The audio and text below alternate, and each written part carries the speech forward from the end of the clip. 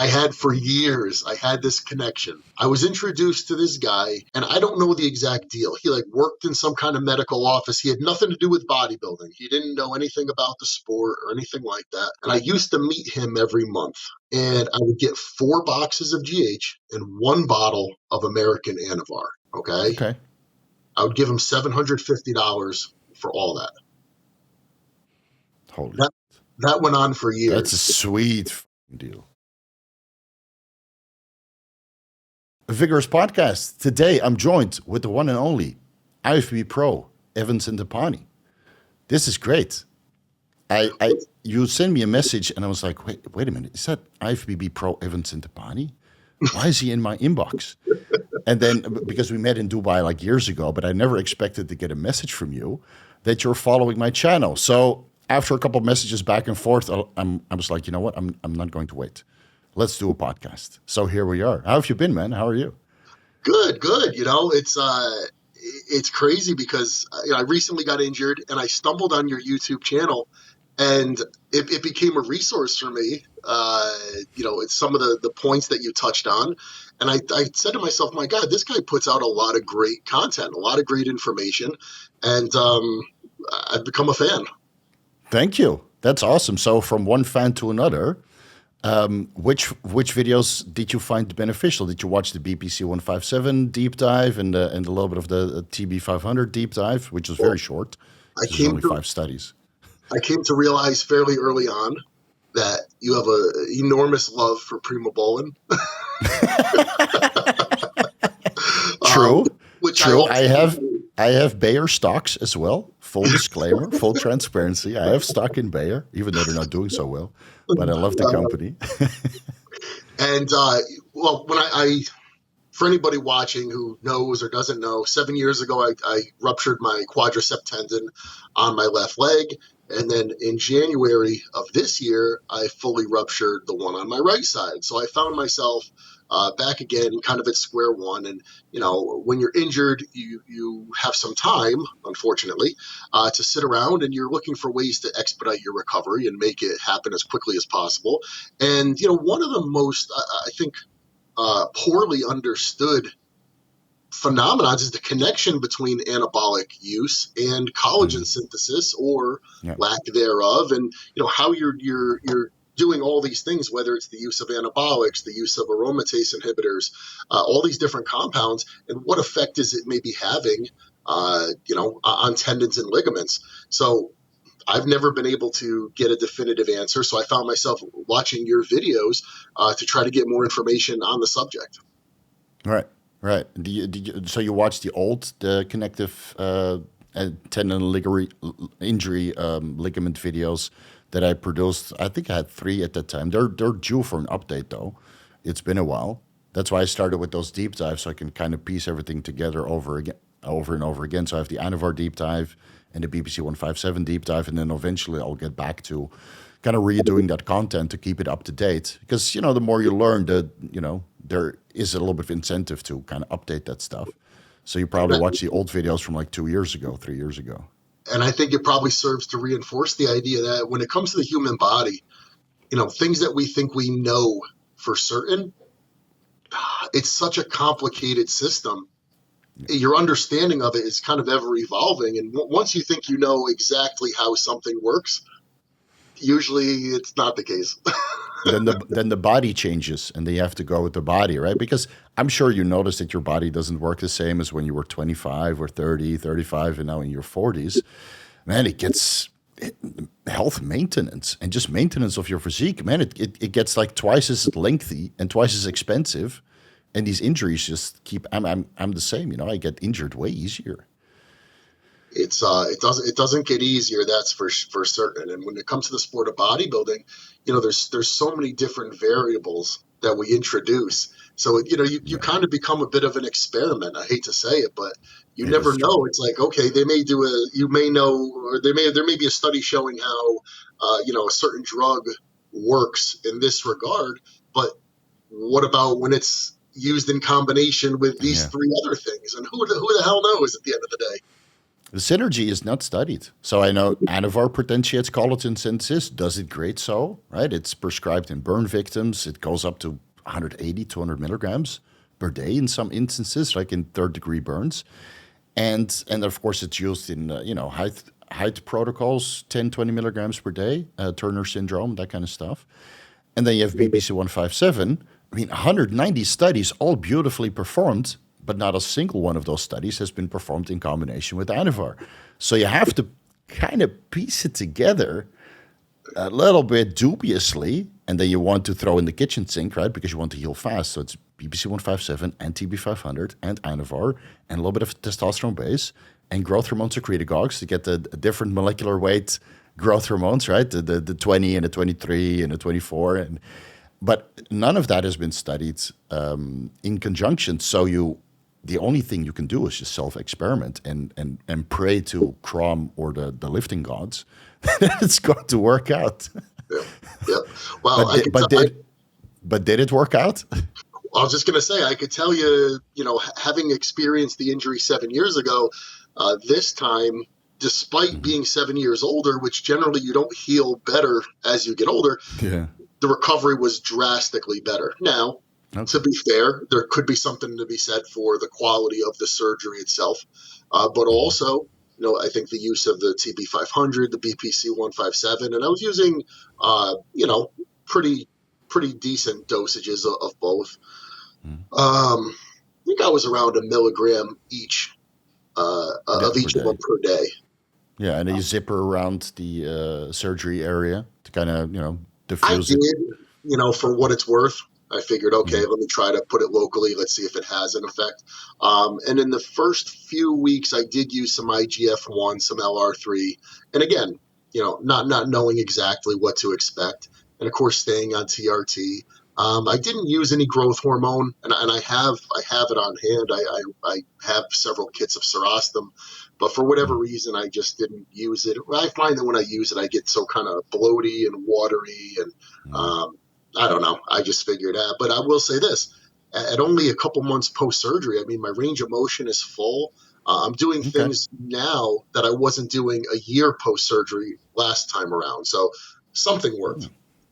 So what did you do last time then? And were the injuries just as severe? Did you need to drill it in both instances where they have to reattach the tendon with making some holes into the what is it, the knee joint?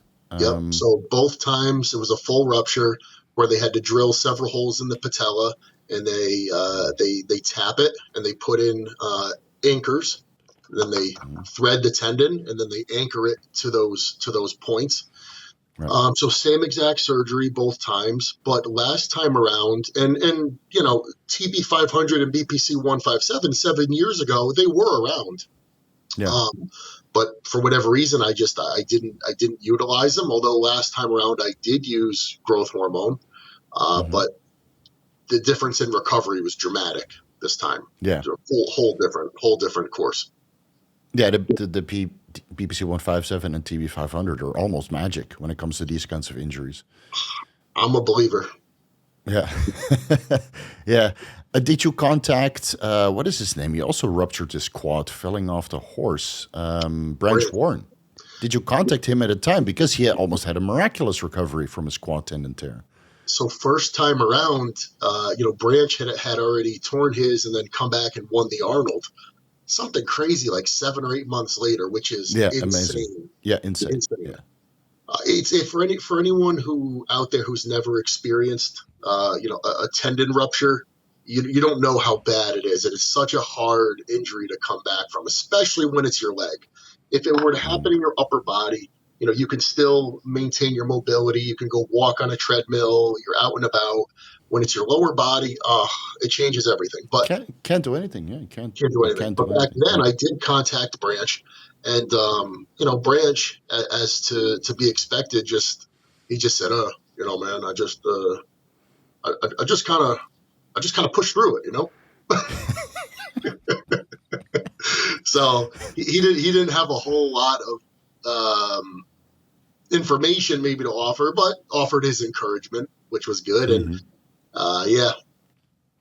He probably ate like a kilo of boar meat every day that he hunted himself, and that's where he got all the growth factors from. I mean, the dude was in the gym squatting like 2 months after, which is, I don't know, scary. It's insane. It's insane. Yeah, I can't imagine doing that. I mean, I never had a serious tendon tear myself. I tore my pec once and I had some micro injuries in my hamstrings, curling too much. But I never really tore anything off the bone. But I've guided many people through an injury healing protocol with, what I disclosed in those videos. And it usually works out quite well, especially if you stack everything together with the collagen and the vitamin C and the hyaluronic acid and just working your mobility. And then once it's fully healed, then you need to do some acupuncture or what is it, dry needling to kind of break up the adhesions, Graston technique, that kind of stuff. And then usually within a year, 1.5 years, it's almost back to normal, but then the confidence isn't there. And that's what I noticed with myself when I tore my pec, like slightly.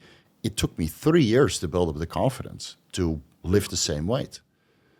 Yeah, and it's especially when the injury doesn't happen in the gym. Both times that my injuries occurred, first time I was slipping on ice, this time walking down the stairs. So you think to yourself, okay, it can literally happen anytime. It's not like it happened when I was squatting 500 pounds. Yeah. So yeah, you kind of But you're properly warmed up in the gym. You're so attuned to that environment. Like I think Flex Lewis just tore his tricep also somewhere random, and again, what is his name? A lot of guys they tear their triceps or they break their arms arm wrestling. Also, this random stuff, I saw that Jeremy Buendia just tore his Achilles tendon. I don't know if it was a full rupture or not, but just came back to the Olympia. He didn't look so good as before, but at least he's coming back. So, one of the things I asked the surgeon, I said, what do you think? Because I'm only 42 years old. I'm in otherwise good health. Mm-hmm. Well, do I have to worry now if something else is going to tear? And his take on it was, it's just hard miles. In 20 years of bodybuilding, the strain and the use that you place on those tendons is more than the average person is going to do in a lifetime. Yeah. And, especially when you're somebody who uses anabolics, when people cite the relationship between anabolic usage and tendon rupture, I personally don't believe that anabolics make your tendons weaker or anything like that. Mm-hmm. But I do believe that, when you're enhanced and you're much, much stronger and you're moving more weight and you're moving that weight week in and week out, yeah, it's gonna take a much larger toll on those tendons than in someone who's natural, who isn't, placing that great of a strain. Yeah, and it could be simply that the attachment, it just weakens.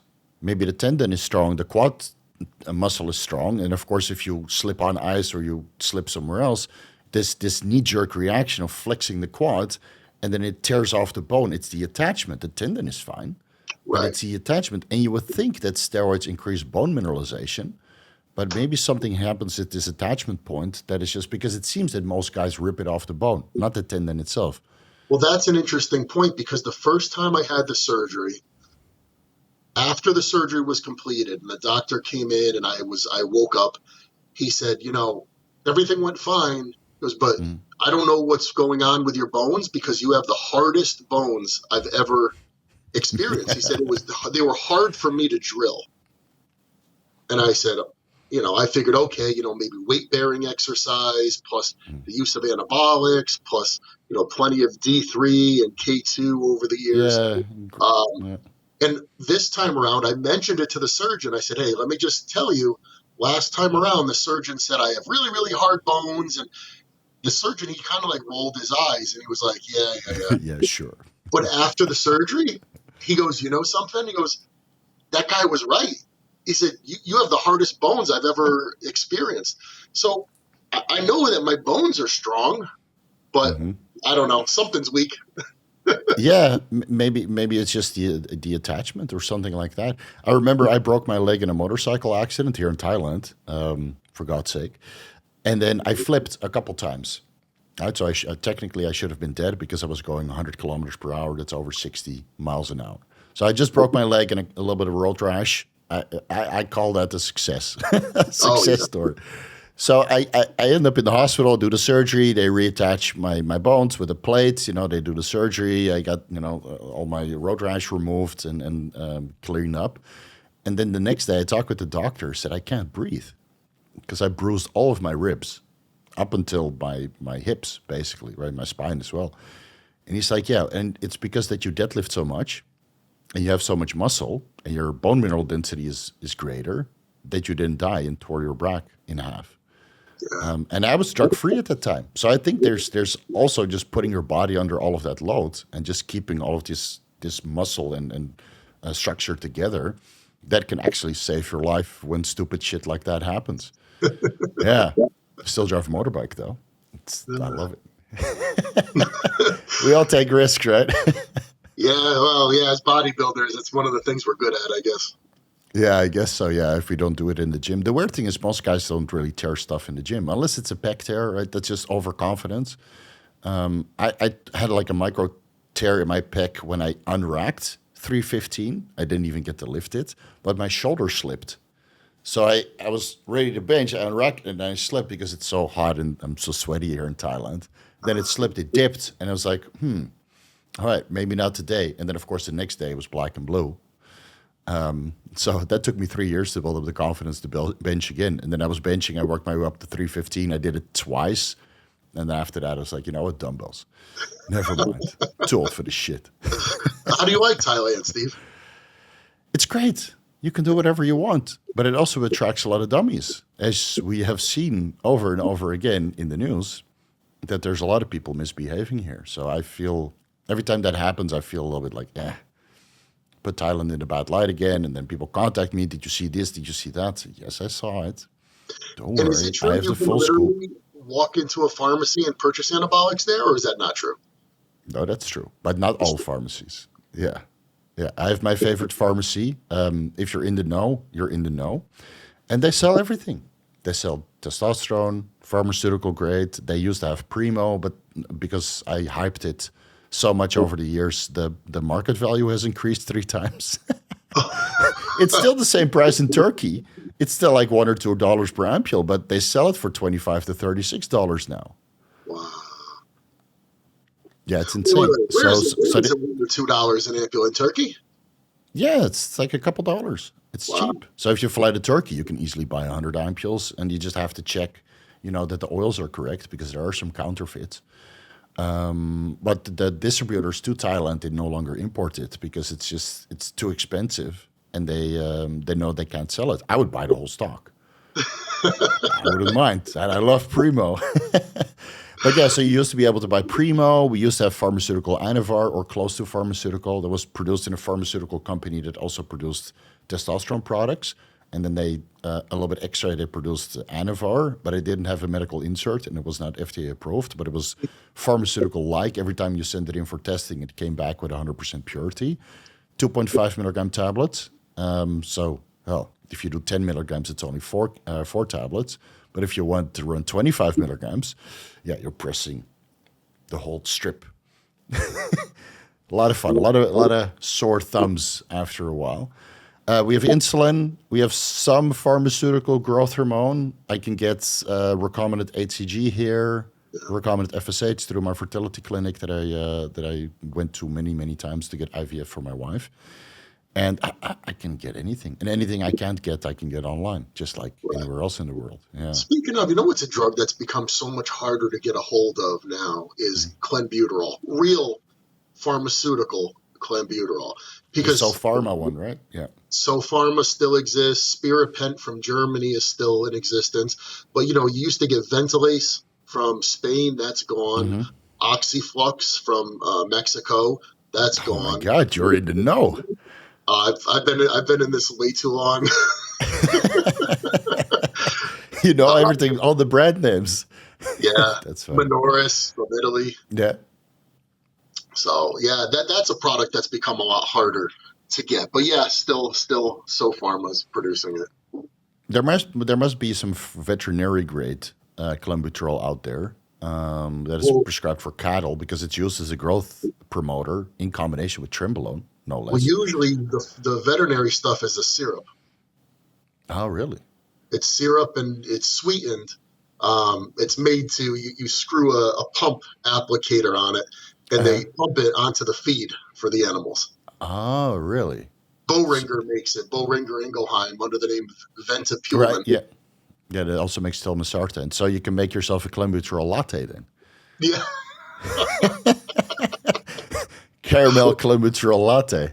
I got to look into this. I didn't even know. I might as well get that, the Clenbuterol that you have to shake right in the droppers, which is so easy to overdose. right. Yeah, I haven't. I think I did so far my Clenbuterol on my first cycle because I had a hookup on my first cycle. I got everything pharmaceutical grade, so I've been hooked ever since. But I think that was the last time I used it. Yeah, and ever since then, I just use some random undercount lab, whatever I feel is properly dosed. Then I take 20 micrograms, 40 micrograms per day because otherwise I can't stomach it. I It's get too reflux potent. from it. Really? I think, and it makes sense because when your central nervous system is excited, you could kind of Hmm. get like agita. Yeah.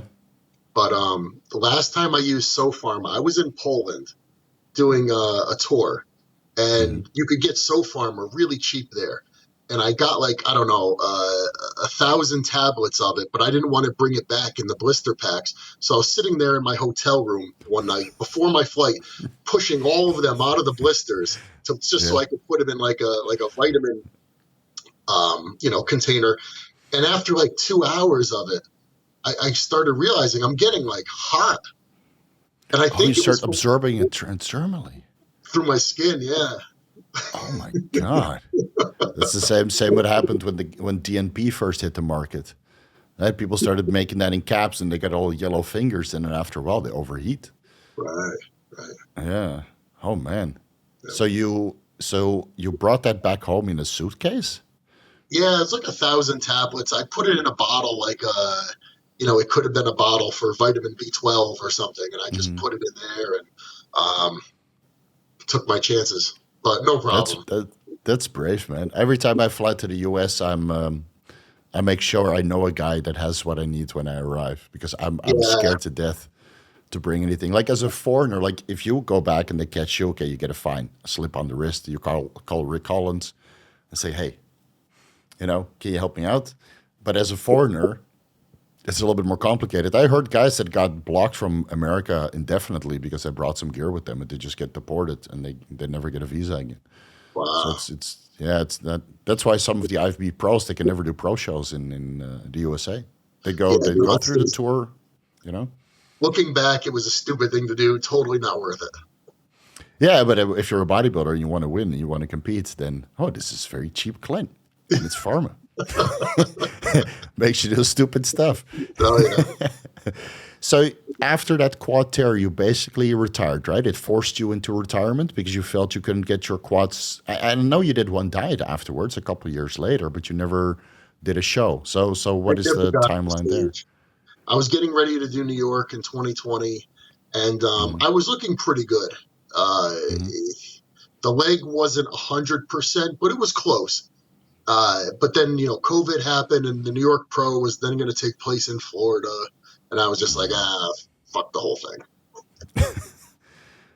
Yeah. And then after that, you never felt the need to kind of try. Nah, because I realized I wasn't going to be at my best and I didn't want to be somebody who stays in the sport too long. And, Yeah. the placing just starts getting worse and worse. You're like, oh, that poor guy, he should retire. Yeah, that's the worst thing, Ugh. But I think Ian Valliere did it smartly also because he got a little bit of weird thing going on with his chest and his back. And then I think after two shows, he was like, you know what? It's not going to happen. So he just retired basically on top, at least with great conditioning and a couple injuries. And now he's enjoying his retirement. He went to Thailand also, but I never got in touch with him to give him some advices. But I'll meet him at the Mr. Olympia and I'll tell him if you come And he's back, then living in Thailand or just visiting? no, he was just visiting for about a month. Yeah, but of course, like guys like you and me, and then all the other IFBB pros, our inboxes are flooded. And then once in a while, you get lucky and you look like, oh, okay, this guy can reply to. But the other 100 or 200 messages that you get over the day, you're like, okay, well, maybe it's better if you ask me somewhere on the Vigorous Q&A.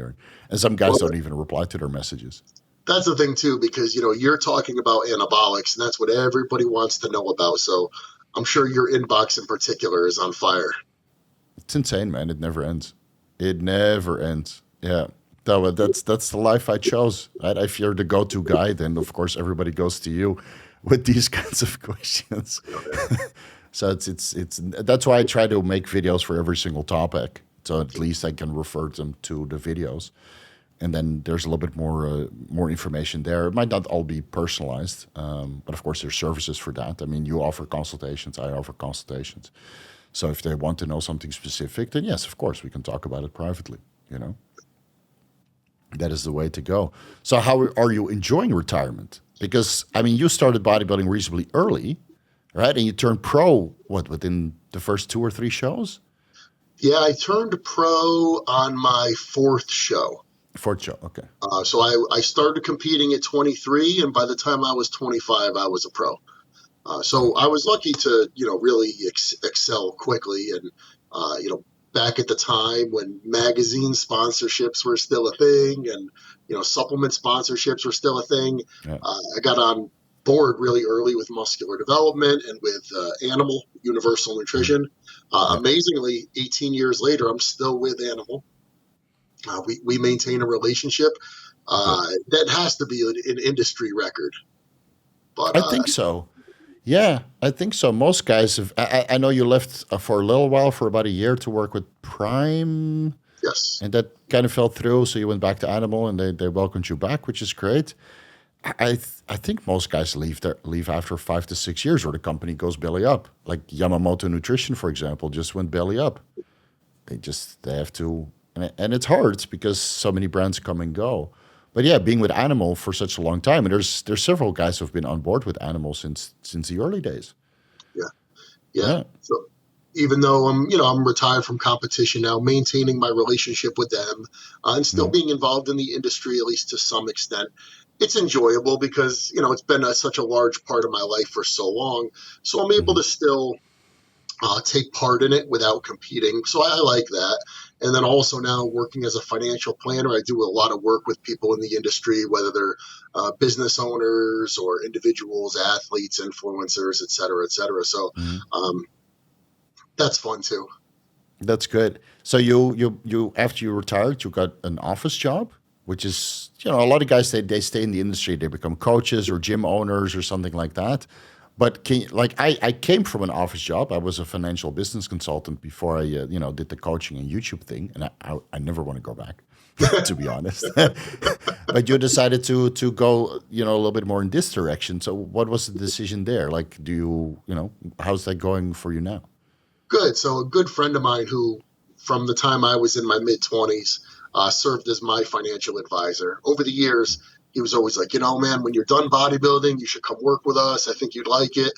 And as the end of my career approached, I started to give more and more thought to it. And it's cool because it's not like, I don't have a boss. I don't work for anybody. Okay. I don't make a paycheck. It's all just, I'm essentially a business owner. It's whatever I produce. So I like the freedom of that. I don't know that I could necessarily just work a 9 to 5 job. Right. So it's not really an office. So you can probably do it from your home office then. I could if I wanted to. I can do it from any place. And it's really just me and the relationships that I develop with clients. So it's cool. It's different. It's not. If you would ask me 10 years ago if that's what I pictured myself doing, I would say no. But it's nice too, after having done something so physical, to do something where I don't have to break my back for it. Yeah, of course. So it's cool to still be able to kind of work in the industry, but in a different way. Right. So you're mostly working with people from the fitness industry, or you also got entrepreneurs and people completely out of the fitness industry? Like what kind of clientele? Who's an entrepreneur, business owner, that's kind of like my bread and butter. That's who I can really help the most. But I work with all sorts of people. It could be, young families, retirees. But I probably do the most amount of work in the industry because that's just kind of my natural my natural market, oddly. Work with a lot of Yeah. construction company owners. I don't know why that is. Oh, it's also a masculine job, right? Construction, and of course, bodybuilding is a very masculine sport.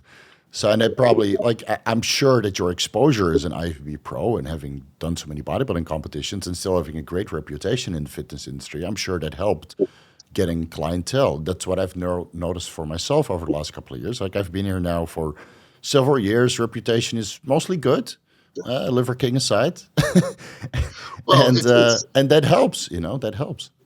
when you're a public figure, which you are, I am. Uh, I tell people all the time, when I'm working with people in a financial planning capacity, you're really in the trust business. People have to Yeah, trust you. But I tell people all the time, it's like, listen, it's not like I'm somebody who is unknown. So if so and so, a different person you're working with, an advisor, was to do bad by you, was to do you wrong, and you go out hmm on social media and say, Joe Schmo screwed me over.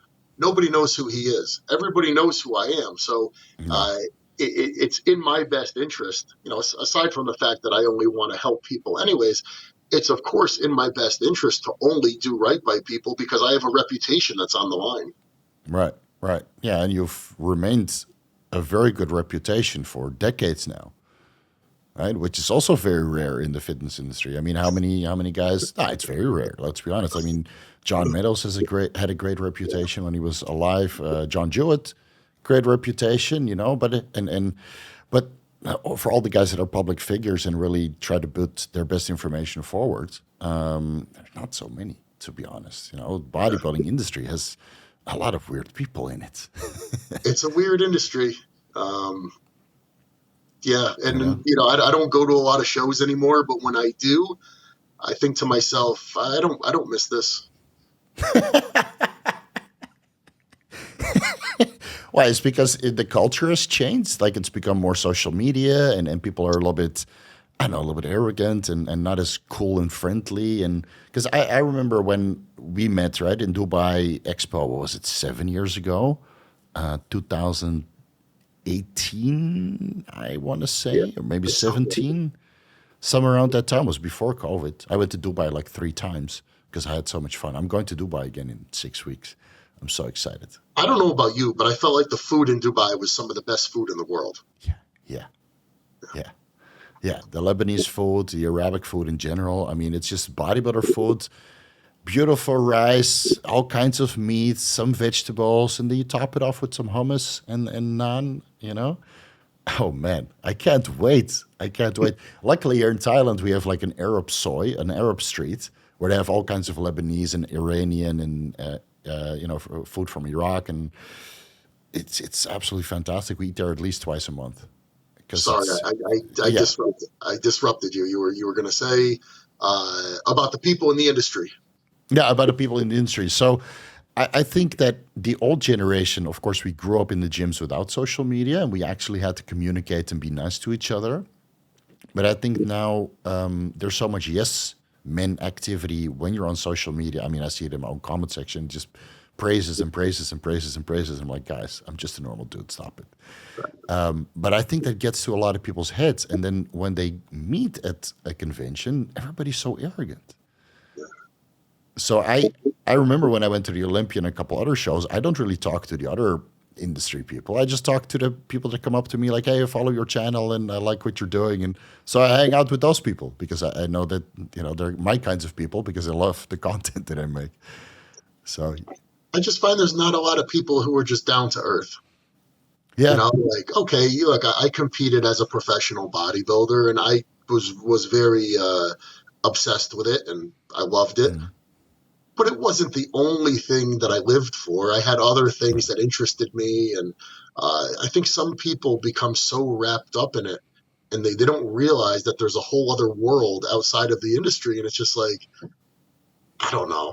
Like there's people who were competing at a level far below the level that I competed at, and I felt like they like even I wasn't as crazy or as obsessed with it as they are. And it's like, come on, Mhm. guys, like you need to maybe find a little bit more balance here in life.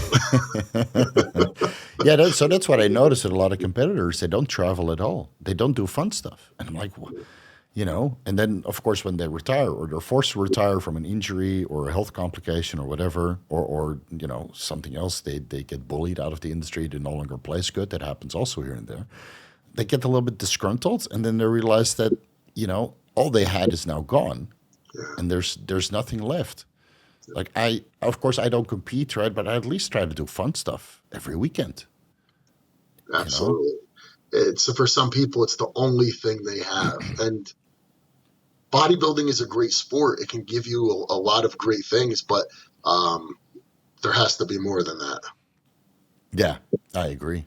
I agree. I mean, you have a family of your own, right? You never really disclosed that on social media. Was that like from the beginning? Was that very thought out to Yeah, kind of keep that life private and just keep it for yourself? yeah, and having kids.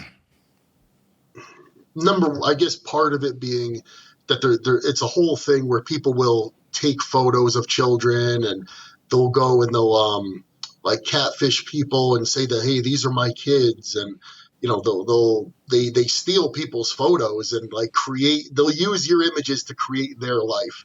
All Um, right. but also, like, I guess now, I have a daughter, she's 12 years old. Mhm. And I could ask her, hey, is it okay with you? Like, do you want to be on here? But like, you're kind of putting your kids out there and maybe they didn't make the decision where they want to be there. I don't know. I just always figured it was best to just keep it private. Although I feel that a lot of people probably would have liked to see it and that it would have gotten a lot of a response. And there's a Mhm. lot of times where I found myself doing things with my family and saying, oh, I would like to share this, but maybe just thinking, I don't know, maybe it's better if I keep it private. Yeah, I don't know. I think maybe when your kids are old enough, you just run it past them. Right. And then you have to disclose what you were doing as a bodybuilder. That's what I always have in the back of my head because I have a YouTube channel completely about steroids. Right. And then I like we're going through the IVF process now, so hopefully my wife will be pregnant and give birth sometime next year. We're starting implanting soon. And then I'm thinking like 15 years ahead when my kids or one kid is like 15 years old, going through puberty. And then there's this weird YouTube channel called Vigorous Steve. And my classmates find it. I said, is this your dad? Talking about steroids and insulin and growth hormone? And maybe by that time it's completely banned and stuff. So I always had it in the back of my head. Like this is one of the reasons why I'm under an alias. So my last name never gets disclosed and it's impossible to search back when my kids grow up or that my family doesn't get bothered with it. Oh, that's smart. That never even occurred to me. That's smart. Yeah, because I knew I wanted to be transparent about this stuff because there's so few people in our industry who are, right? Because they're either under contract or they don't want to talk about the drugs because otherwise it takes away from their effort and training and that kind of stuff, which I get. Of course, the large majority of the audience still doesn't get it, even though the steroid education is there. So I figured, there's a lot of weird people. I spent a good amount of time on Get Big and all these weird message forms. So I know people would get outed left and right. So, Get Big. I forgot about Get Big. oh my God, it was terrible. I never registered, luckily, but then once in a while you would read and it would just, oh my God, the dirt you could find on there. So I realized that if I was going to do a channel like this and talk about performance enhancing drugs and put my organ imaging and my blood work and all that stuff, it's better to keep the family name out of it because there are weirdos out there that will, Google search you and look family members and harass them, but also for future kids that when they go to school and their classmates search their last name, which in Thailand seems to be quite popular because everybody wants to see who the parents are, that they would never find this YouTube channel, which would Smart. not look good on my kids, and I might have to delete it by that time, so that there's no just wipe it, start fresh. You never know. I mean, look at the stigma that marijuana had surrounding it Yeah, for it's so true. long, and now it's like, oh, it's no big thing. Everybody does it. Martha Stewart smokes marijuana. Really? Here in Thailand, they made it legal, And then the whole cannabis industry exploded, and now they're trying to reel it back in. So now they're trying to make it medical marijuana. So that means that all the weed shops, they will have like some sort of pharmacist on standby to write you the medical marijuana cards. Yeah, it did a lot for the Thai economy. But the weird thing is, all those weed shop here are all empty. So I have a feeling that they're laundry shops. Just a feeling. It's a cash business. So if you want to clear some cash, then that's probably the way to do it. Yeah, we sold 100 kilos of weed. No, you didn't. Right. Yeah. Like a laundromat, like, look at all I made $1 million in coins. Sure you did. It's funny too, because over the years the industry has changed so much. 20 years ago, guys didn't talk about steroid use, and now it's really no big thing. And I think there's a lot of guys. I mean, if I use myself as an example, early on, it's not that I didn't ever want to talk about it, but your sponsors, you didn't know if they wanted you to talk about it. And I think probably one of the main concerns was, like, are young kids going to see this and then they kind of take it the wrong way, and at 15 or 16 years old they're going to think that the only way to accomplish anything is with the use of drugs. And without naming names, there were some people who came along who, drugs, that's all they talked about was drugs. And that's kind of the effect that I think it had, was a lot of younger bodybuilders placing way too much emphasis on drugs and not placing any emphasis on diet and on training. And, at the end of the day, obviously steroids are a massive, massive part of bodybuilding, and as part of probably most professional athletics. But the one thing you don't want to see happen is for, younger guys to think, oh, okay, I'm gonna at 16 years old decide to do a cycle, and it has 3 different compounds, and I'm taking a total of 1,500 milligrams of gear, and it's absurd. Yeah, but that happened when I was younger too, before the internet. Because I had classmates who went into their parents' steroid drawer, the Anabolics that they got from Thailand, like 1,000 Anabol tablets of 5 milligrams, the Thai pinkies, and their kids would just grab a handful and take it. And they would puff the fuck up. Yeah, gyno, didn't train legs, obviously, like that original men's physique class. Puffy, acne, but big, they could bench 225 at 16 years old. Wow. And that's when you're also 16 or 15 and you look at these guys and they're like 20 kilos heavier than you are, 45 pounds. You're like, man, these guys are jacked. But then what you found happening was all these other guys who weren't pros or who maybe didn't have a ton of experience in the industry were the ones talking about it. And some of the people with the most experience weren't saying anything. So then it was like, then you started to feel more inclined to like go out there and say something, because you started seeing all this madness. Yeah, true. And it's usually the ones that take the most without getting any tangible results that scream the loudest. And I made plenty of mistakes, man. I admitted to all of it on my YouTube channel, posted my blood work and my organ imaging every time it went wrong. But it's mostly as a learning experience for people not to do what I did, because I never competed. I tried to surround myself with competitive bodybuilders, and some of them would do crazy stuff and others didn't because they didn't need it. They had great genetics. They responded well. And it's not like they were lying, because I would ask their drug dealer where I would get my stuff. And the guy would like, you're a terrible customer, just like this IFBB Pro, because you buy nothing. So you buy 13 ampules of test for a 13-week cycle. What is this? Right. I can't make any money off it. You're just as bad as this IFBB Pro. He buys 26 ampules. So you'd be pissed and just rambling. So you do know that those genetic outliers are out there. But when it comes to it nowadays, you see that there's so many guys just openly talking about it. And I'm not sure if it's a good thing. I would rather have guys at the pro level talk more about it openly. But then they wouldn't believe you if you said you did 1,000 grams of test and 500 Tren. That's the thing. There's times where be that low. There's times where, like, you remember GH15, of course. Yeah, I was there first year. It was great. That's the only form I registered to. It was great. It was fun. That was such a good time. Anyway, but I remember I was getting ready for maybe an Arnold, and Hmm. GH15 came out, and he disclosed my cycle, and it was Uh-huh. just like absurd. It was Grams like, upon grams, yeah. yeah, grams upon grams. And at 4 weeks out, I was already using diuretics, and I'm taking 300 milligrams of orals every day, and crazy shit. But then people start reading this stuff, and then when you come out and you're like, "That's all bullshit," and then you describe what you actually did, people think you're lying. Yeah, true. And the weird thing about the GH15 board is that everybody was egging each other on because this guy would post these crazy cycles and other members would post crazy cycles, never posted pictures, obviously. And then people were egging each other on. So I fell into that trap and I did a gram of Tren. Ugh. And I wasn't even 225 pounds at the time. I got myself up to 260 at one point. It was just test GH and insulin at low and effective dosages. But because you go to these steroid forms, which was basically the early days of TikTok information, Right. which is the same shit now, right? So you go into this roller coaster of just hormone abuse because you're not surrounded by real bodybuilders who are transparent about what they're doing.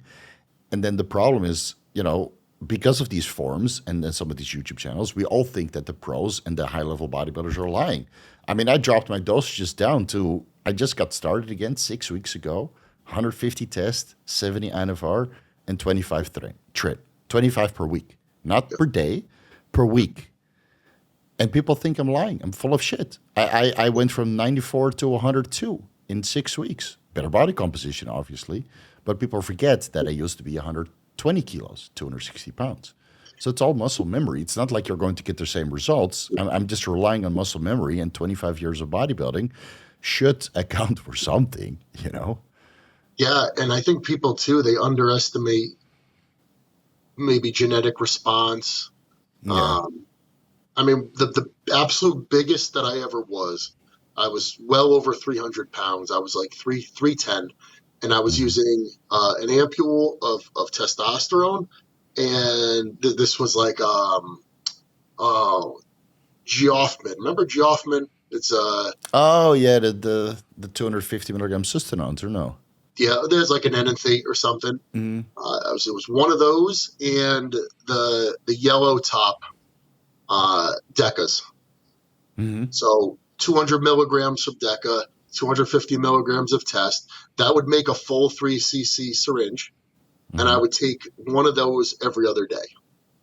Yeah. So So that's what, 750 tests and 600 deca, give or take. yeah, or if you get it on a week where you're doing four, is 1,000 a test and 800 a deca.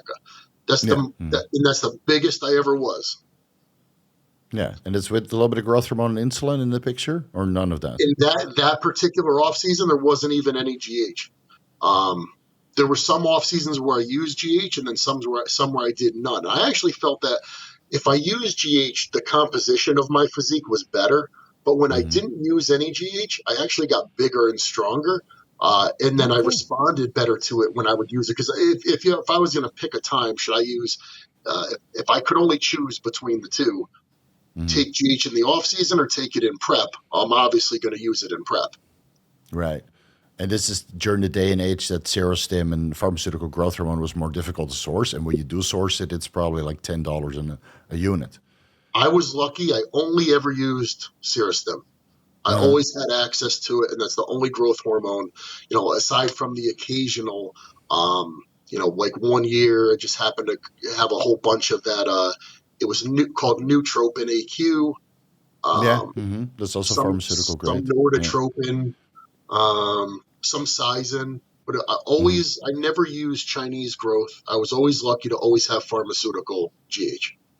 So no kick tropins from the GH15 visits. No, but early on in like 2004, 2005, Gintropin Yeah, was but those are legit. If you those get were the good. real ones, those are pretty good. Yeah, Those those are were pretty good. good. So did you pay an arm and a leg for the GH, or was it still pretty affordable at that time? Man, I had for years, I had this connection. I was introduced to this guy, and I don't know the exact deal. He like worked in some kind of medical office. He had nothing to do with bodybuilding. He didn't know Hmm. anything about the sport or anything like that. and I used to meet him every month. And Right. I would get 4 boxes of GH. Now, they were not the 6 milligram Serostim, but they were the 5 milligram Okay. Serostim. 4 boxes of that and 1 bottle of American Anavar. Okay. Okay. I would give him $750 for all that. Holy That shit. that went on for That's a years. sweet fucking deal. That's a So sweet fucking deal. at the time, I was like renovating my home. You know, like my plumber was a bodybuilder. There were people doing work on my house, and part of the payment when I would, work in some GH into it. This is over 5 years ago, right? Because you have the statute of limitations or Oh, something in yeah, the this US. was like 2010. All right, okay. But That's hilarious. Bodybuilders will be bodybuilders worldwide, man. We all do the same stuff. I mean, people nowadays don't realize how easy it is. I mean, going back, when I was in college, back then you could order the boxes of the Mhm. Phenoplex H pellets Yeah, and then convert it yourself, and right? convert it. Yeah, I mean, there was no like underground labs. Like when I started out, there was all the veterinary stuff coming from Mexico, Bravel, Mm. Tornell, those products. And then Mexico kind of got shut down. And this is around 2004. And the first underground lab that I remember seeing, do you remember T Tokyo? It had a No, it's bulldog probably only on the box. probably exclusive to the US. So that was like Yeah. the first. And then after that, there were all these. So British Dragon was probably the first major, like most famous one. Yeah. And then, Yeah, that's but produced here in Thailand. yeah, and you could just buy Tren. But before that, you either had to know somebody who could make it or you had to make it yourself. Hmm. There was a British Dragon counterfeit, which actually was produced by Ryan Root, who I also had on the podcast. He did time for that. It wasn't really counterfeit, but he just used the same brand and then sold it. I mean, to hundreds of pros. I mean, he dropped me some names. Oh my god, you have no idea. it's Well, it's so there hilarious. was a lot of garbage underground Yeah, stuff, but there was some great stuff too. Like Alpha Pharma produced great products. yeah, but the carrier oil is poisonous. Yeah, the ethyl oleate. No, I don't know what they use. They use ethyl oleate in some of their formulations, but I also suspect that they use propylene glycol because some Uh, of their high dose concentrations is I don't know. You feel sick right away. You get test flu within 5 minutes, and then you see the white blood cells just skew and the C-reactive protein goes sky high. So I usually tell people just to avoid anything produced in India because you never know what the oil they use. This is how I found out about the synthetic carrier oils from brands that are produced in India. And they always mention carrier oil or oil quantity sufficient, which is a huge red flag for me. You have like oil QS that I put like 250 milligrams testosterone enanthate, excipients, quantity sufficient. I'm like, what are the excipients? And you right. can't send it in for third-party testing because they only check for active pharmaceutical ingredients. So I did a boatload of self-experimentation, and I came to the conclusion that none of this stuff. Anytime I see excipients QS, I just don't touch it. Interesting. Yeah, and that's One of that's the over things years of experimentation. One of the things I found was once you could no longer get the Zambon, which then became Desma, Yeah. Winstrol amps, finding good injectable Winstrol was very, very difficult. And, over the years, there were a couple good ones. I mean, geez, this is going back really far. Winthrop was one from Canada that was really great. Hmm. But in the underground market, I didn't have a good one really until Rexagen from Alpha Pharma. And Oh, I right. don't Yeah. know about Mhm. you, what the last time you used a good underground injectable Winstrol, but that is a really difficult product to find. Something that It doesn't is. cause pain. It's something that can pass through an insulin syringe. That's a Hmm. challenging product. So usually I feel like if a lab can make a good injectable Winstrol, they probably know what they're doing. Yeah. True. Very, very true. Yeah. And Alpha Pharma with the water-based, the injectable Winstrol and the suspension, testosterone suspension, those were pretty on point. So I would recommend guys to use that for their contest prep, albeit injected sub-Q, so you don't get this terrible post-injection pain sometimes. And then, you don't have this lumps and bumps and weird looking tissue that might even last a week or 2 weeks after the last injection. I mean, we saw that at the Olympia many times. You see like super glutes and super lats. It's a dead giveaway. Yeah, but it's hard to find. I also used the Zombones or Desmas, I can't remember, on my first cycle. The I best. injected that. Yeah, but it felt like injecting glass, dude. Really? Because, yeah, The not ones I smooth at would all. do over the But it was years, virgin muscle, so like maybe it's just me. Maybe I was just a pussy at the time. when they were good, you shake them all up and, line up a dozen of them, and then they settle out, and it's, you know, half precipitate, half water. They're all Yeah. exactly level, passes through an insulin pin. I will say, though, over the years, I had ones that I knew were counterfeit because the color of the ring around it, instead of being yellow, was more like this gold color. And I knew they were fakes from Bulgaria, but they were fantastic. Oh, really? Okay. Excellent. Did you ever get post-injection pain from Winstrol? Because there are some guys who tolerate suspension quite well. When it's good Winstrol, no problem. When it's bad, horrible. Can't walk. Can't walk. Everywhere you put it's a problem. So were you one of those guys that would ramp up to 150 milligrams Winstrol per day at the end The of the most contest prep? Winstrol I would use, so probably around like 4 or 5 weeks out, I would start doing an ampule per day. And by the time I would hit 2 or 3 weeks out, I would take 2 ampules per day. But that was maximum. Yeah, but those are the 50 milligrams for 1 milliliter ampules, right? Yeah, so that's Yep. 100 milligrams a day. Yeah, that's pretty potent. Probably what blows my mind the most is when I hear the oral dosages that guys are using. Some of these cycles I hear, and people are using 200 milligrams of orals a day. That for me, I can't wrap my head around. Yeah, it's especially when you're using orals that you can also inject. Like if you want to use some Anadrol, for example, even though you have injectable Anadrol nowadays in MCT oil, that wasn't around back in the day, but it is quite popular here and there. It baffles me. It baffles me. I don't think it's necessary. Like you can run maybe 30 milligrams Superdrol, 30 milligrams halotestin as orals at the end, and then 100 milligrams, maybe 150 milligrams injectable Winstrol, depending on response. And you should look dice through the socks if you're in shape. I mean, for me, injectable Winstrol was always the best. That was my favorite. And injecting it, I wouldn't get the same digestive upset that I would True. if I took it orally. Because I think, there was at least a little bit, it was at least a little bit easier on the liver. But if I was ever going to use something oral, no matter what it was, whether it was Anavar, halotestin, halotestin I would use sometimes the last 2 weeks, like 30 milligrams a day. Yeah. Anavar, same thing, 30, 40, maybe 50 milligrams a day when it was the real good stuff. And that's fantastic. It's so strong, so strong. I can't run more than 25 milligrams. It's too much. So good. So you have fond memories of those days taking these kinds of cycles. Like, would you do something like that again, or you're just cruising on TRT and focusing on quality of life?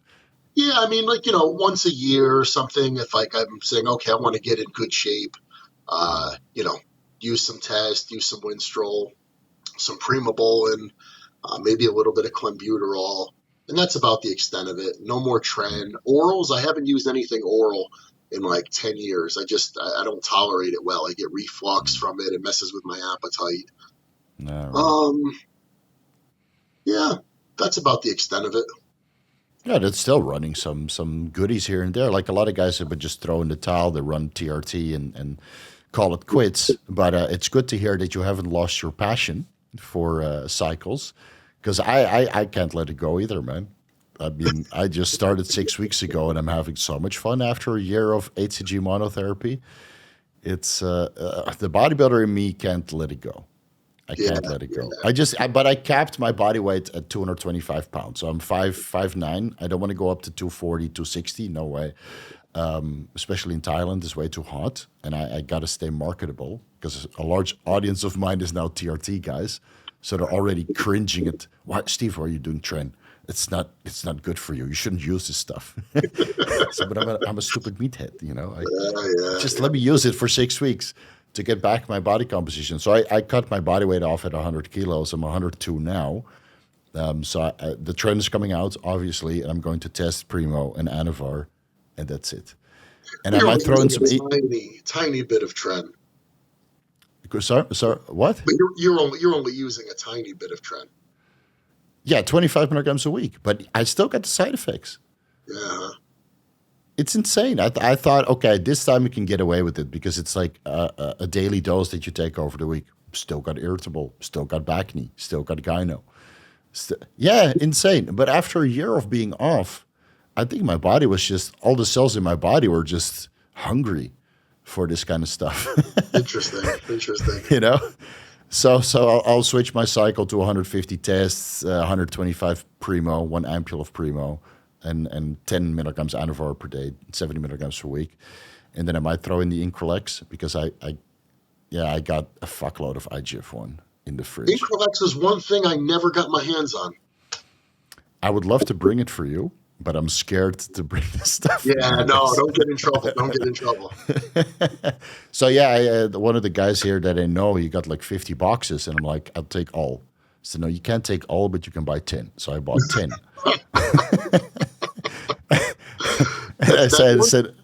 That's one thing you learn as a bodybuilder. When it's there, you better buy it because it might not always be there.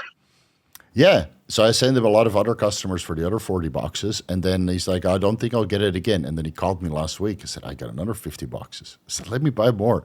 So how many boxes you got left? I got 7 boxes left. I said, no. Just send me more customers because it might be. So apparently it's just easy accessible now because I just talked to a guy in Holland who also got Increlex. Interesting.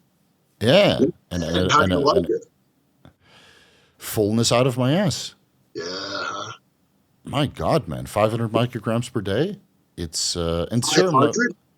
Yeah, so I went through the medical insert and the research, right? And for kids with short stature, they prescribe, I think the maximum dose is like 1 milligram or 12 milligrams per day, depending on serum levels. Yeah, it's insane. Wow, 12 milligrams.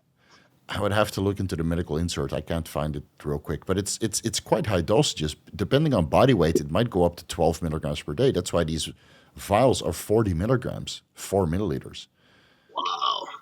And it says on the box 10 milligrams, 1 ml, and you're like, man, that's expensive, but it's 40 milligrams. And then you're like, oh, wait a minute. Right. I can cut 2 IUs of growth hormone out of my stack and run 500 micrograms and break even.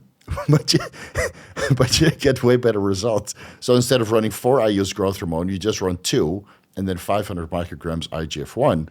And I think that's the reason why I blew up so much. I stopped it last week because I have to fit into my suit for a wedding that I have. I was already getting too big. So that's a 100-kilo suit. I'm 102 kilos now. So hopefully by the time the weekend comes around, I'm about 99, 98, and then I can't eat there. Did you ever get extreme lethargy? Did you ever get really lethargic from the use of IGF? No, not anymore. But over the last couple of years, I really looked into optimizing mitochondrial function. And ever since then, I got so much energy. And you can see it in the videos. I'm all over the place.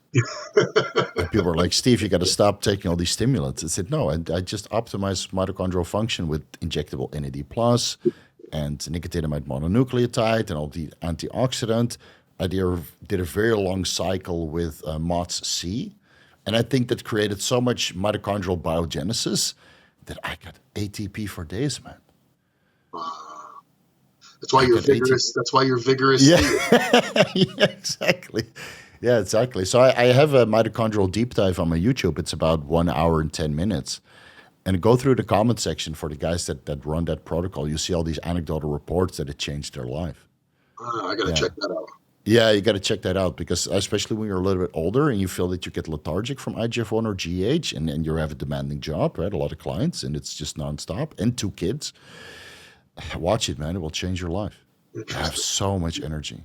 Like, dude, it's 1 o'clock in the morning here. I usually go to bed at 4 a.m. and I can just grind from 12 o'clock in the afternoon to 3 in the morning.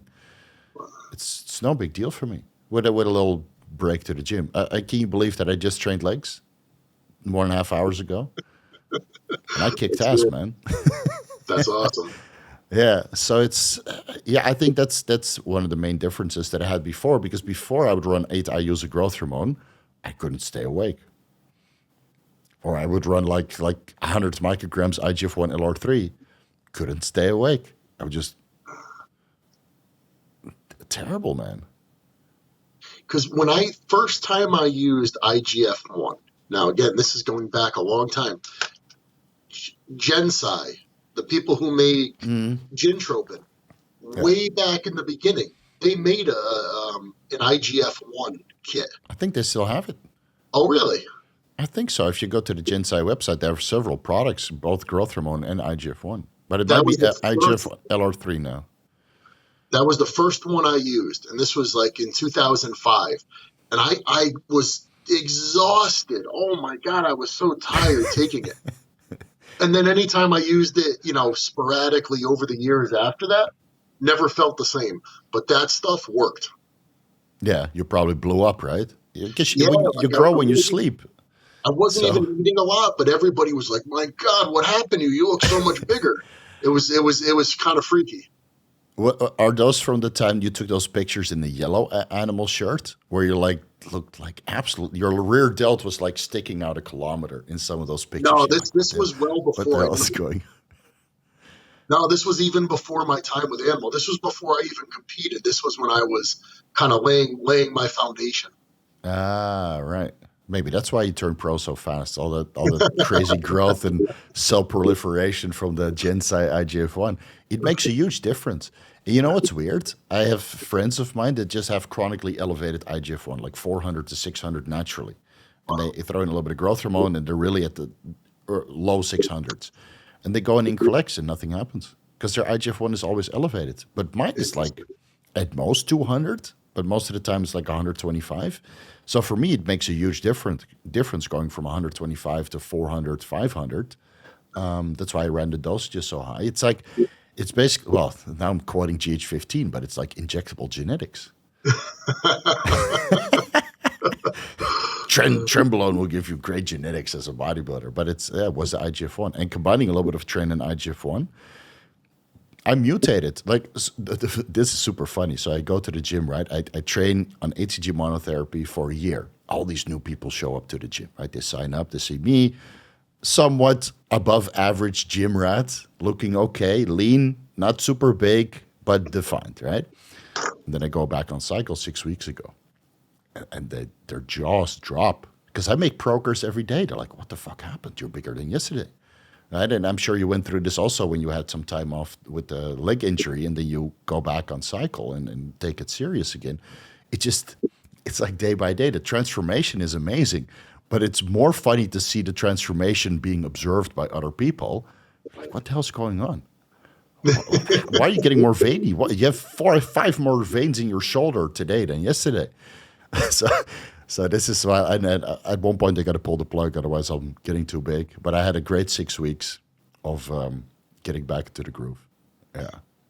If you can make a lot of progress in a short period of time, even if you're using, I think, which you're not, but even if you were using a little bit more, I still think it's better than people with these long cycles it's prolonged. Because then I think you start to run into even more problems. Yeah, it kind of depends on what you do, because I do like long cycles, but you need to ramp it up. So in the beginning, you might start low at a maybe more than TRT dose. Like my dose now total is 250, 350, right? Depending on the little change that I made now. So I think that's pretty moderate. And then before, I would just slowly ramp it up from 250 to 375 to 500 to 750 to 1,000. And then above 1,000, I would stay maybe for 3 to 4 months. So the exposure at a higher dose would be short, but the 250 to 1,000 milligrams might be 6 months. So that's like 10 months on cycle. So, and that is always how I made the most progress. I just take more when I felt I needed it, when I had more muscle, more androgen receptors. But going on 2 grams right off the start, oh man, that'd be a walking side effect. And I know guys who run that for an entire year, like 2 grams. It's their cruise. No way. Yeah, dude, it's crazy now. Ugh. It's crazy now. Like I do consult with IFBB pros here and there, right? And then, of course, by the time they come to me, they already went to Dante Trudel because they're sick. And then they come to me because Dante can help a lot, but, you know, of course, they might need some specialized advice. And then they come to me and I'm like, shouldn't have done that, man. Yeah, but I wanted to compete. Yeah, I get it. But a 2 gram cruise and then a 5 gram blast, and you do 4 shows in a year. Wow. Yeah. Wow. It's crazy, man. Yeah, that's a little, and like all of it is technically abuse, but that's a different level of abuse. Yeah, that's abuse for 3 people. Yeah. Yeah. But I'm sure you've heard some crazy cycle protocols in your day also, right? Of guys, like one of the topics that I wanted to discuss is like the information that you guys have access to when you turned pro and how things evolved and how it is now. Like I'm sure a lot of things changed. But back then we heard Nasser El Somebody, or rumors that Nasser El Somebody was injecting a gram of test per day. Wow. Right? These kinds of rumors have been floating around. So what kind of silly cycles have you heard about back in the day before the internet, you know, became a little bit more transparent? So back then, you know, people, again, the difference between then and now, I mean, when I was coming up, the internet was like almost kind of new. So like all my information came from Bill Llewellyn's, you know, Anabolics 2000 book. Still a great read. Still a great read, man. Some of it wasn't even, you know, like, oh, well, nandrolone only aromatizes at the, you know, a third of the rate of testosterone. So you're like, oh, I could use DECA getting ready for a show or something like that. You know, just some of the stuff wasn't quite so accurate, but it was the most information you could get because, you know, there wasn't all this stuff online. And like, if you got lucky, like if you belonged to a gym and like, you know, you were there long enough and you trained hard enough and you made friends with somebody there who had some experience, maybe after you knew the guy for a year or two, maybe then you could ask him. Otherwise, the guys just tell you, dude, go fuck yourself. You know, and people don't realize nowadays, like how lucky they are. Like there's information everywhere. Some of it maybe not so good, but we had very little information. You know, you kind of had to talk to somebody who had done it. Yeah, true. And I remember my first cycle, it was from there was a guy who worked at a store that sold equipment, sold used gym equipment. And I'd gone in there for something, and the guy was enormous. And there was some pictures of him on the wall. He had competed. And I made friends with him, and I worked up the courage to kind of ask him, like, hey, you know, if I was going to... How to get big like you. Yeah, like, what do you know about steroids, you know? And he was like, you know, first time, all you need is some testosterone, you know. Okay. 500 milligrams a week, that's plenty. You know, you'll get really good results. And back then, he had 10 ampules of Sustanon, 10 ampules of Omnidron. It just happened to be what he had. He didn't have 20 of either one. So he sold them to me for $20 a piece, and that was my first cycle. So you did 500 milligrams off the start, or you're like, you know what, I gotta make this lengthy and do 250.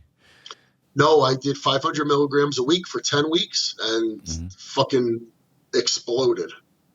Any aromatase inhibitors with that? No. Any gyno, any acne, any water retention, any blood pressure issues, or? No blood pressure issues that I remember. You know, I remember being in the shower and the water hitting my chest and it being a little bit sensitive. So definitely some gyno. But I mean, I had gyno before I even freaking went through, you know, early stages. Oh, yeah, that's right. Yeah, you were a chunky kid. I was a fat kid. So the gyno was already there. But I mean, you know, my freaking bench press went up like 100 pounds and gained like 30 pounds of weight, and it was incredible. Yeah, I can imagine. I can imagine. And then after that, of course, you learn a little bit more, and you meet some people who are higher up who have more than Omnidrin and Sustenance, and yeah, it's kind of progression. Yeah. First couple years of using it, I got such good results. I just stayed with that cycle, 500 milligrams a test a week. And then as time went on, I think the second thing I used was either veterinary Deca from Mexico, or it was Gainable, the 50 milligram EQ. Oh, right, yeah. I You have forget. to shoot like a fucking liter of that stuff before you start making some gains. Yep. So when you started competing, did you hear people talk about their cycles more openly, or was it hush hush even backstage amongst the competitive bodybuilders as well? I mean, if you were to ask somebody, like they would tell you, but I don't know. I don't remember really talking to many people about it. Like when I think back to like when I turned pro, like competing at the nationals, like I didn't even use propionate. I used like testananthate, and it was like maybe 5 or 750 a week. Something like EQ at like 400 to 600 a week. Winstrol would come in, toward the end. Tren toward the end. Clen and T3. I use a growth hormone, and I think that was about it. First couple times I competed at the national level, I didn't even use an anti-estrogen. No, not even Novadex. And then really? When I used, but you still got pretty diced, right, at that time? Yeah, that was just from dieting really hard. And then once you start adding an aromatase inhibitor like an anastrozole or a letrozole, forget it. It's like game changer. Yeah, you dry up very, very, very hard and dense, especially if you combine it with Winstrol. Yeah, so you kind of learn over the years, right?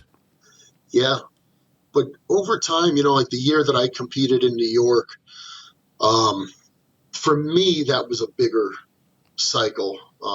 I'd never used Anadrol prior to that, and under the advice of the guy who was helping me at the time, he's like, you should try it, and he wanted me to use 3 tablets a day, which sounded like a lot to me, but I said, okay, fine, I'll try it.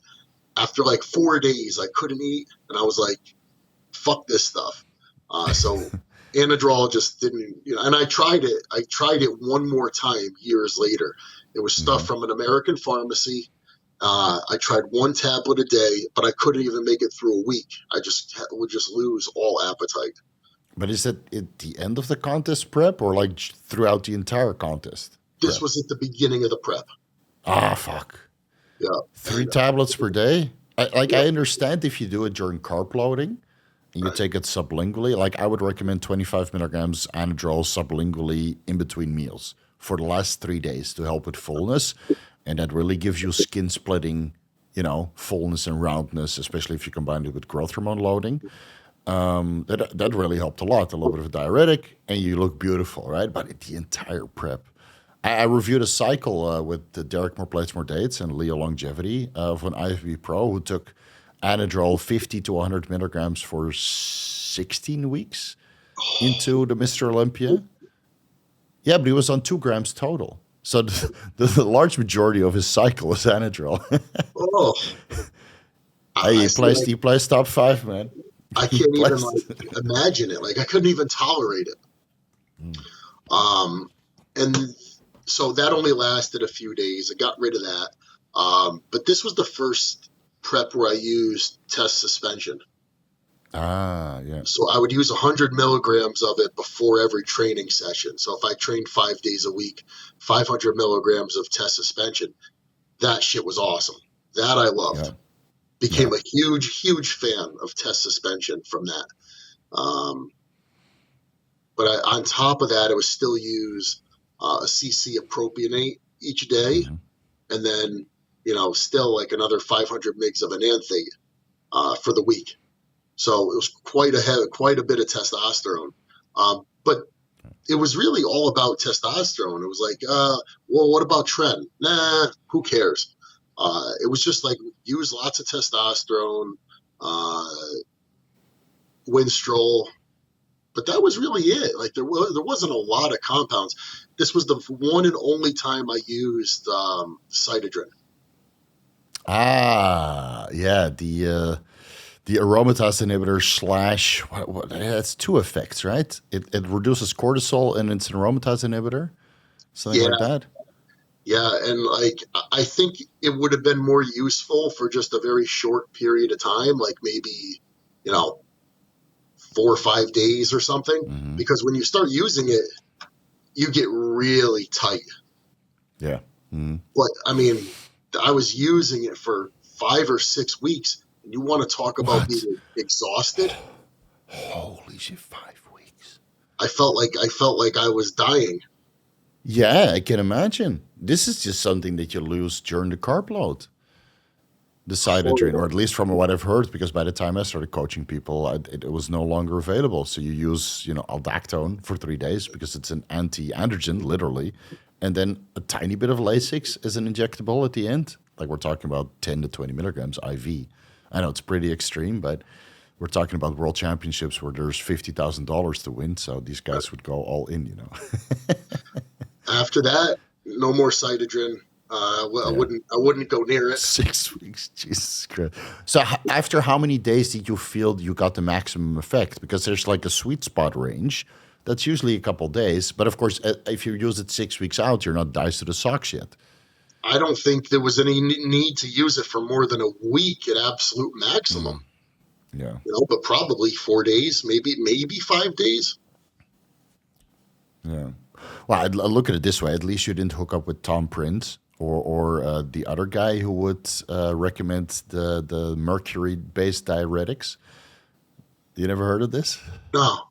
Okay, so when they had the drug testing at the Mr. Olympia, the rumor is that a very famous bodybuilding coach and Tom Prince would recommend, or he was being coached back in the day. He passed away now, so we can name him, but not the bodybuilding coach because he's still alive.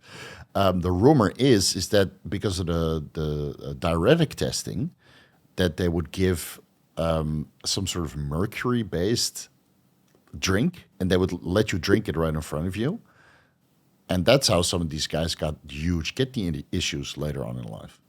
Again, it's a rumor, but this is stemming from a multitude of different sources. Interesting. No, I never.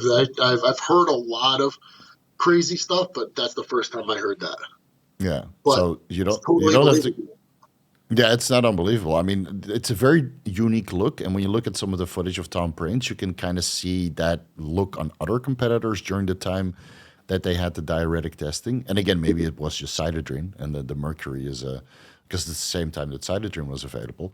But you heard that rumor, and all these guys that were under the guidance, they all got terrible kidney issues later in life. Because I mean, mercury is pretty rough, you Ugh. know. And you don't need to do that because I coached plenty of bodybuilders that were drug tested, and we did not have to use any kinds of diuretics. You just have to suffer all the way down, That's and the then best thing. If you can just be in incredible condition, and I mean, if you're in the right kind of condition, you just wake up in the morning shredded. I'm yeah, talking. You could take some dandelion leaf or something, and that's all you need. yeah, yeah, or coffee, and then you're done. That's it. Yeah, that's it. That's it. Would you be willing to come on a podcast with a Roman Fritz one day? Because you're probably the second pro that I've heard talk this open about performance enhancing drugs. So the first one that I had on was Roman Fritz. He talks about steroids like super easy, and Uh, you're the second one. And I think we could make a great podcast maybe a couple months from now and just talk about this like really, really openly because I think the audience would love to see that. yeah, yeah, sure. I'm in. That's freaking awesome. That's freaking awesome. Let me know down below if you want to see it faster than a couple months from now. I have a couple more questions. Let's see. When is the Evan Centopani cooking channel coming back? Hey man, I used to watch that religiously, and then a year ago, all the cooking content stopped. I've been so bad about it. I have such a habit, and it doesn't matter what I'm doing. If it's things in the gym, things in the kitchen, even things when I'm building things, to just be in it and doing it, and not be thinking about showing it. And I think if I was I just like need someone to just follow me around and capture things, Yeah. because when I'm doing things, I'm never thinking about showing it. So I know there's so many things that I should have captured over the years or after the fact. Yeah. I think to myself, geez, I should have documented this, or I should have shared this with my audience. And it's just never where my head is at. I'm so bad at it. Yeah, I'm honestly, I'm kind of the same. Like, I'm terrible at social media until I sit down here in the studio and I got my notes and I'm everything prepared. All right. But then, you do stuff, or you have a workout and I'm like, man, this is a legendary workout. I should have filmed it. Like today, for example, I had PRs in every exercise. And I was like, man, why didn't I bring my camera? Well, it's charging for the Centopani podcast. It's more important. But it's same with cooking, and it takes a little bit of time, and this is why some of these social media kids are so popular now, because they're really good at capturing the moment, and of course they're a little bit of a cam whore, just Yeah. in that I sense. always But tell people it's tough because, like, when I started bodybuilding, if you brought a phone onto the gym floor, forget it. You get your balls broken, Yeah. because it's like, okay, you're either working out or you're playing on your phone, but you're not doing both. Yeah, I'm still the same way, man. And it was like, you were very in that moment and you were focused. So, I give the younger generation credit for, maybe showing those things or sharing it with their audience while still being very good, competitors, because that was never me. Yeah. No, It's tough. I'm slowly adapting to it, but then I still find myself in many moments where, like, Steve, do a training video, and I keep procrastinating, and then I just make another, because deep dive. the moment belongs to you. Yeah, And true. at what point when you're trying to share it, it's like being at a concert or being at a birthday party and you're filming the whole thing. When you're done, you realize you didn't even experience it. Yeah, true. And that's one way I True. think we were really lucky. We got to experience it for us. Yeah, You know. I agree. It's the same when you go on holiday, right? You see all these people with their camera phone, and then I'm there just enjoying the moment. And then people ask me, Steve, how was your holiday? Show us some pictures. I'm like, what pictures? Yeah. I didn't turn my phone on, man. And my wife takes some pictures, then I get some from her, right? And she makes great pictures. She's Asian, so it's in her blood. I'm just standing there awkward with a weird smile. It's just like all these kinds of poses. So I take some pictures from her, but I completely forget. I just forget to do it. Yeah. Well, that's because you're in the moment, which is where you're supposed to be. True. I think guys like us, we just need like some sort of guy to follow us around, like you said. Like, I made my wife part of the YouTube channel. She helps me with edit and comes up with ideas and also films for me here and there where needed. So maybe you can involve somebody or get some young fan who you can pay, maybe $1,000, $1,500 a month to help you follow you around. And usually with YouTube, the ad revenue can be quite lucrative. So if anybody If you out there is post, watching this, you want to be my cam guy or girl, hit me up. yeah. What is the neighborhood? New York? Trumbull, Connecticut. Trumbull, Connecticut. All right. Yeah, applications down below. No creeps. No creeps allowed. No, but it does help. Like, and especially for exposure. YouTube, like before you guys had the magazines, right? So you didn't really have to rely on your own marketing. But now the magazines are basically all gone. And you can't rely on that. The muscular development just went belly up. Flex has been gone for a while. And now you have Muscle and Fitness who still post some content. And that's about it. And now everybody, their resume is literally their social media account. And if you don't post, you don't exist. Yeah, it's true. Yeah. Different time. Yeah, it's a different time. Yeah. But you had got 100,000 subscribers. And I think with those cooking videos, you can rank in an easy $500 or $5,000 a month, man. You'd be surprised. Yeah. Yeah, if you just post it. I should do it. You've inspired me. Yeah. Okay. Looking forward to it. I'm already subscribed, so I'm waiting for those videos. But you're contributing to the IFBB. Ask Me Anything, right? I mean, Chris Tuttle is really revitalizing his career with that YouTube channel. Yeah, And I know he does coaching and stuff. He's got a huge waiting list, yeah, but it's good for him and for exposure to put that YouTube channel out and just do podcasts with other IFBB pros. I mean, it's great. It's very enjoyable to watch, and you guys are pretty open and transparent on there as well, especially when Milos comes on. It's a lot of fun. yeah. Yeah, Chris is a great guy. I've known him for a long time. We came up in bodybuilding together. Mhm. He's a close friend of mine. Yeah, and he remained a very good reputation also. Impeccable. Yeah, Yeah. impeccable. All right, let's see what other topics I got. Uh, let's see. I think we addressed most of it already. Yeah, maybe looking back in your bodybuilding career, do you think anything could have been better with the information that's available nowadays? Like, do you feel you made some mistakes, or could have been better somewhere, or maybe a little bit more health conscious or preventative regarding particular practices? I think I probably, as it pertains to my training, every week, week in and week out, it was always lift as heavy as you can for as many reps as you can. So I think I um, probably beat up on my body a little bit more than I had to. Um, what else? Uh, in hindsight, part of me thinks, okay, I should have focused more on the business of bodybuilding instead of Hmm. just the competition side of things, because if I had gotten on board with it in the beginning and stuck to it, probably could have had a really good YouTube channel. Hmm.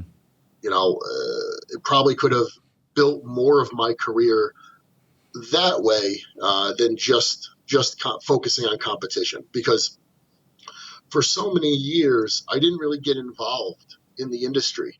I was just, I was at the gym, I was competing, or I was home. Hmm. And I didn't, I don't know, I didn't get involved a lot. I tried to stay out of the drama of the sport. But I also probably missed out on a lot of potential viewership and building my fan base. And I probably could have done more, and still could do more with the following that I have, and maybe Right. some of the knowledge I have. And I probably don't do a very good job of putting things out to people. But I think as soon as you decide to come back again, if you want to, I think all the fans will be there waiting for you, and it will be like you never left or never took a break.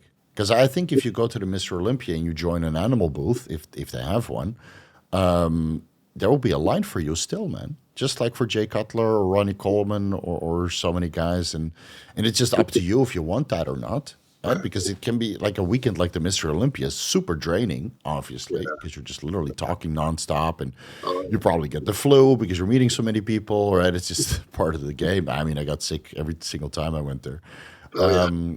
Yeah, but it's like for exposure and leveraging social media. I mean, it's done so much for me, my business, my financial security, that I just wish it on anybody else. But yeah, again, you have to put in the time, And if you already have, another venture that you're involved in, then you kind of have to pick and choose where your time goes. Plus, you have two kids and a wife, so those need some time also. Yeah, that's become the biggest challenge, is deciding where you're going to put your time and effort. Yeah, true. Would you go to the Olympia though and have a look, see what's going on? I would go. I hate Vegas. You know, Really? I just don't like Las Vegas. I fucking love it there. So much fun. It's so tacky. I feel It's like so and it's so all Vegas. expensive, and it's just it's like a children's playground for adults. Yeah. Where are you Well, from initially, Steve? from Holland, so in a very small city next to Amsterdam, Almere. So it would be like 20, 30 minutes away, and then we'd usually go party there. I feel like all foreigners love Las Vegas. Yeah. Yeah, Yeah, I've been to Macau, I've been to Dubai, I've been to Singapore, and there's all like playgrounds. It's high tech and it's super fancy and huge shopping malls, and restaurants everywhere, great gyms. People are super nice in Vegas, mostly because they're drunk all the time.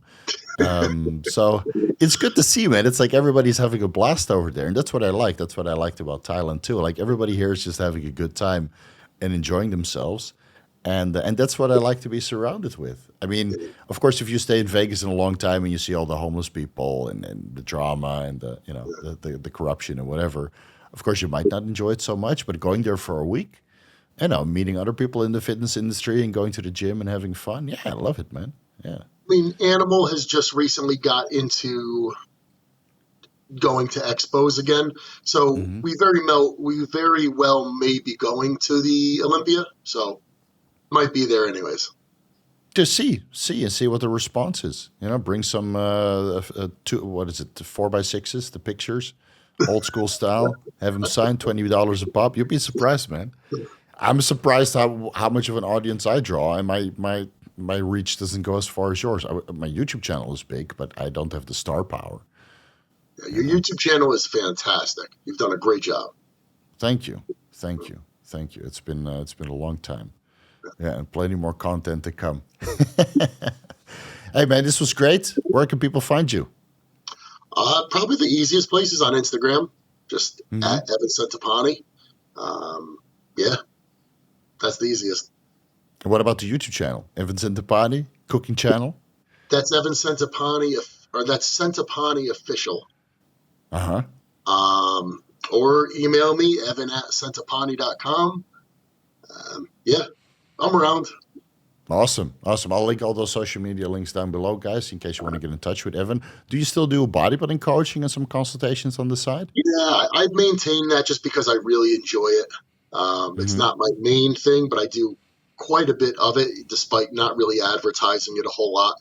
So yeah, I work with everybody from just kind of people who do it recreationally to people who are competing more seriously. So yeah, Awesome. Guys, you know where to get in touch with Evan if you're interested. Hey, thanks so much for coming on. This was absolutely great. And thank you for being so transparent about, this performance enhancing drugs and your journey so far, because it's very rare to hear that from IFBB pros. So I really respect you for it and appreciate it that you're willing to spill the beans on my YouTube channel, because that's what the audience loves to see. well, dude, I really enjoyed the conversation. Like I said earlier, I've become a big fan. Keep up the great work, and I appreciate you having me. Thanks so much, buddy. I'll talk to you again soon. All Peace right, out. see ya.